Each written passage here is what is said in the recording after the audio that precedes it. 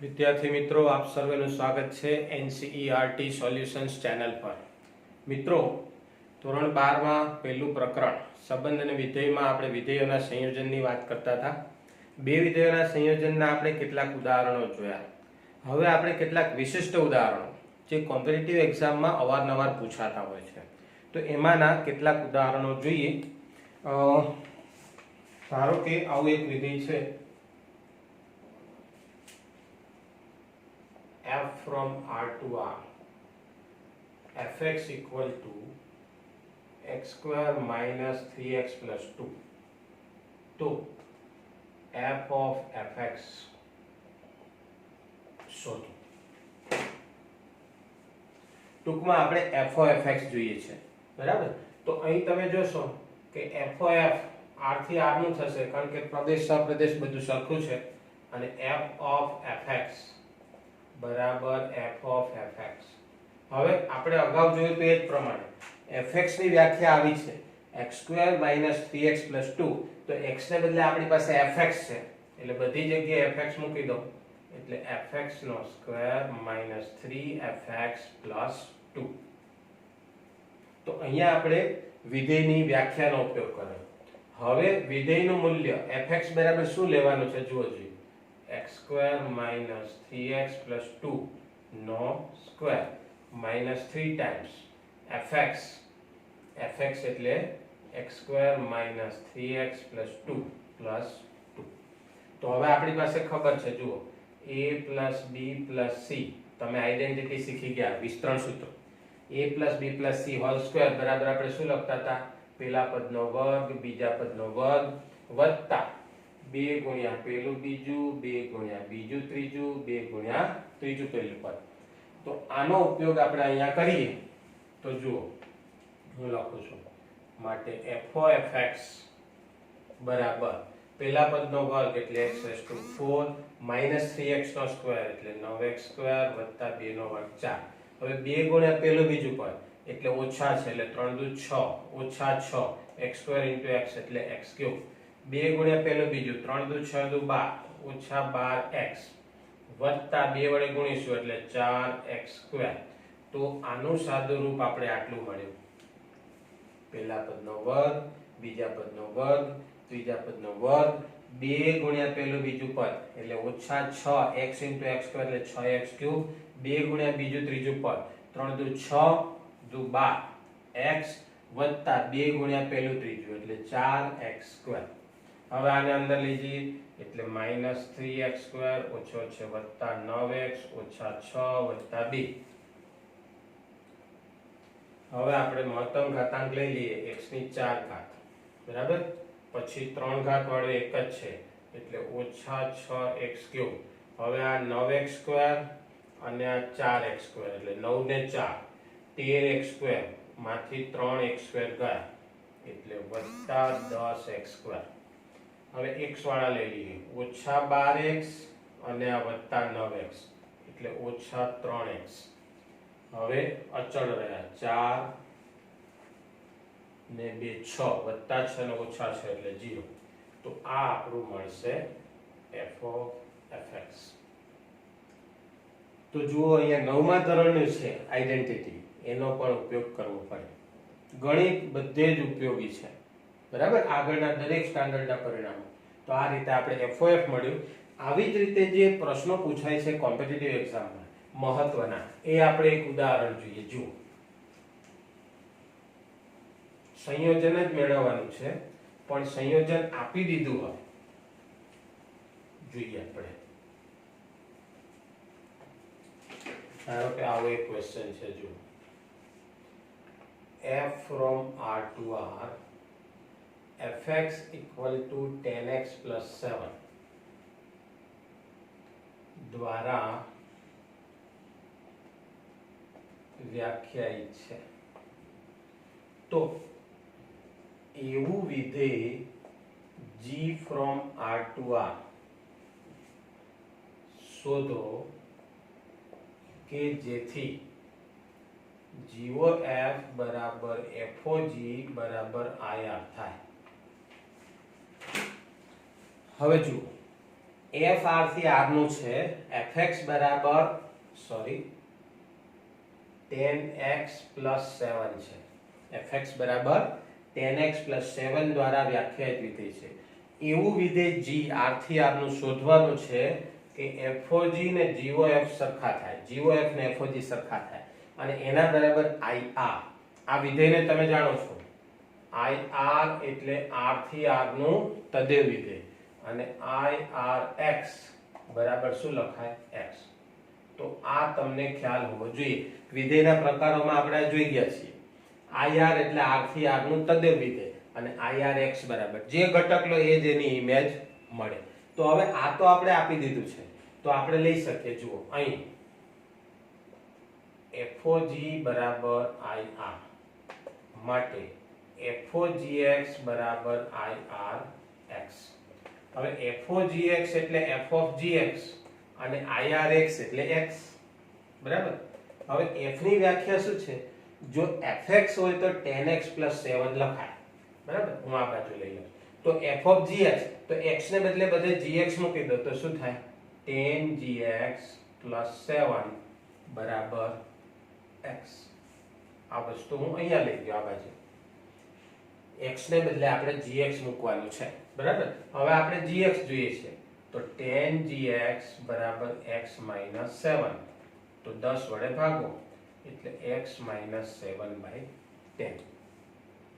તો આપણે કહી શકીએ કે આમ g is a function from r to r, gx = x - 7/10 મળે.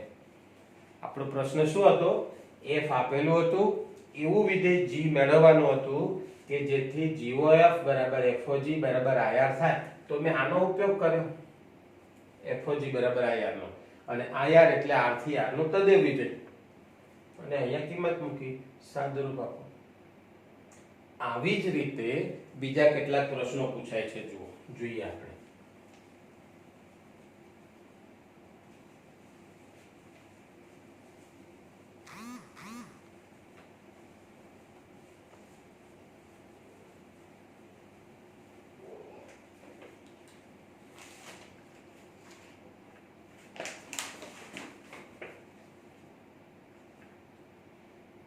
f from r to r fx = x², g from r to r gx = 2x. તો એવા બધા x કે જ્યાં fgx બરાબર gofx થાય, આવા બધા x નો ગુણ શોધો. જો આ કોમ્પિટિટિવ એક્ઝામમાં પૂછાયેલો પ્રશ્ન છે. ફરીથી આપણે જોઈ લઈએ. f r થી r નું છે, fx બરાબર x² છે, g r થી r નું છે, gx બરાબર 2x ઘાતાંકીય વિધેય છે. તો એવા બધા x મેળવવાના છે કે જેથી fog બરાબર gof થાય. તો એવા કયા x લઈએ કે જેના માટે fog ને gof સમાન થાય? આપણે જોઈ ગયા fog ને gof હંમેશા સમાન થાય એવું જરૂરી નથી, પણ કેટલાક સંજોગોમાં થાય. તો કયા x માટે આ સમાન થાય? તો જુઓ તમે અહીં fogx બરાબર gofx તો આપી દીધું. એવા x જોઈએ છે તો આને શું લખાય? f of gx બરાબર g of fx. હવે f ની વ્યાખ્યા શું છે? fx હોય તો x² લખાય, તો gx હોય તો શું લખાય? gx નો સ્ક્વેર. અને gx હોય તો fx હોય તો x² એટલે x ને બદલે આપણે gx મૂકી દીધા. હવે gx હોય તો 2x લખાય, તો g of fx એટલે શું લખાય? 2fx. અહીંયા આપણે x ને બદલે શું મૂકી દીધું? fx. હવે તમે જુઓ gx બરાબર શું છે? 2x એટલે 2x2 અને 2fx fx એટલે x². ખ્યાલ આવે છે? આપણે વિધેયની વ્યાખ્યા જ મૂકીએ છીએ. હવે તમે જુઓ અહીંયા ઘાતના ઘાતનો નિયમ એટલે શું થશે? 2x ઘાતના ઘાતનો નિયમ, આનો ગુણાકાર થાય 2x બરાબર 2x². હવે તમે જુઓ આધાર સરખો છે એટલે ઘાતાંક સરખી થાય 2x બરાબર x². આપણે પેલી બાજુ લઈ જઈએ એટલે x² - 2x બરાબર 0. x કોમન લઈ લો તો x - 2 બરાબર 0. ગુણાકાર 0 એટલે શું થશે? x બરાબર 0 અથવા x - 2 બરાબર 0 માટે x બરાબર 2. તો આપણે એવા બધા x જોઈતા હતા કે જેથી FOG બરાબર GOF થાય. તો x ની કઈ કિંમતો મળી? માટે બે કિંમતો મળે, 0 અને 2. ખ્યાલ આવી ગયો?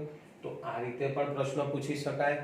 બીજું, કેટલીક વખત તમને એવું પૂછે કે FOG બરાબર GOF બરાબર, હમણાં તદે વિધેય જોયું, અહીંયા કોઈ તમને અજ્ઞાત આપેલો હોય કે શોધો, તો આ ટાઈપના પણ પ્રશ્નો પૂછી શકાય. બીજો એક મહત્વનો ક્વેશ્ચન આપણે જોઈ લઈએ, સંયોજન માટે જ હોય છે.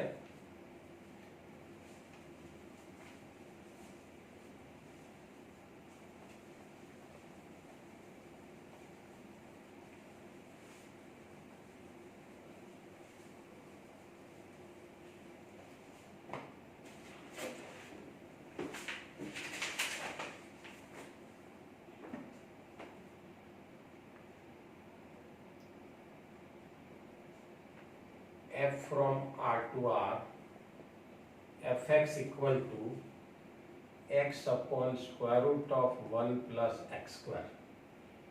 तो f of FOF x મેળવો. જો f r થી r નો વિધેય છે, fx બરાબર શું લેવાનું? x upon square root of 1 plus x square. તો આપણે f of FOF મેળવવા છે એટલે f નું 3 વખત છે સંયોજન, એટલે પહેલા આપણે આ મેળવી લઈએ. બરાબર? તો અહીં FOFX બરાબર f of fx. બરાબર? હવે જો fx હોય તો આપણે શું લખતા હતા? x upon square root of 1 plus x square. x ને બદલે fx મૂકી દો એટલે શું થશે? fx upon square root of 1 plus fx નો સ્ક્વેર. મેં શું કર્યું? x ની જગ્યાએ બધે fx મૂકી દીધું. હવે હું fx ની કિંમત મૂકીશ તો fx એટલે શું? x upon square root of 1 plus x square છેદમાં square root of 1 plus x upon square root of 1 plus x square no square. જો ફરીથી એકવાર જોઈ લઈએ, fx ની માત્ર કિંમત મૂકી છે, વર્ગમૂળ 1 plus fx ની કિંમત મૂકીને ઉપર સ્ક્વેર. હવે હું આનું સાદુરૂપ આપું તો શું થાય? હવે જુઓ, ઓકે, પહેલા આપણે એક સ્ટેપ લખીએ, x upon square root of 1 plus x square છેદમાં. હવે હું આનું સાદુરૂપ આપીશ. જો આ વર્ગ છે આને આપીશ, બરાબર? જો સ્ક્વેર રૂટ ઓફ આનો હું વર્ગ કરીશ એટલે વર્ગમૂળ જતું રહેશે અને લસા આવશે એટલે 1 plus x square વત્તા આ પણ x square થઈ જશે અને છેદમાં આ બધું જ વર્ગમૂળમાં ચાલે છે. હવે જ્યારે તમે એનો વર્ગ કરો છો એટલે વર્ગમૂળ નીકળી જાય એટલે 1 plus x square.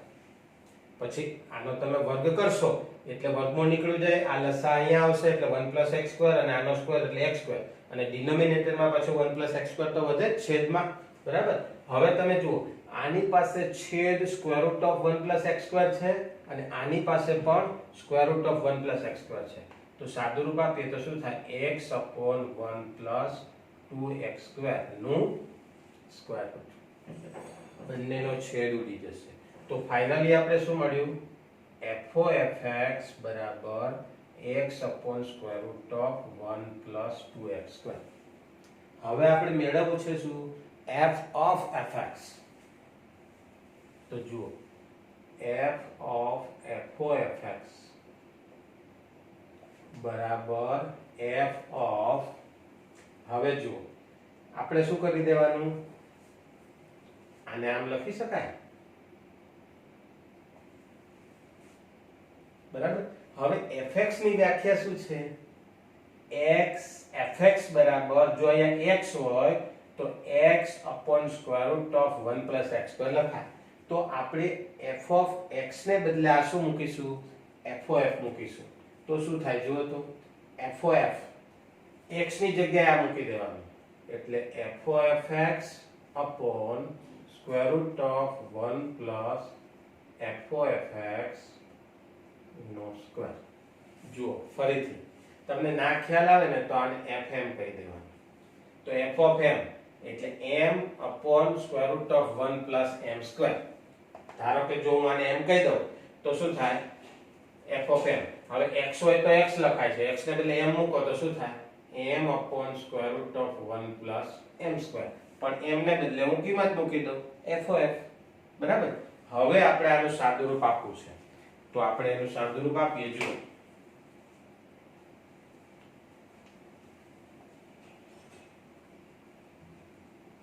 તો fof આપણી પાસે છે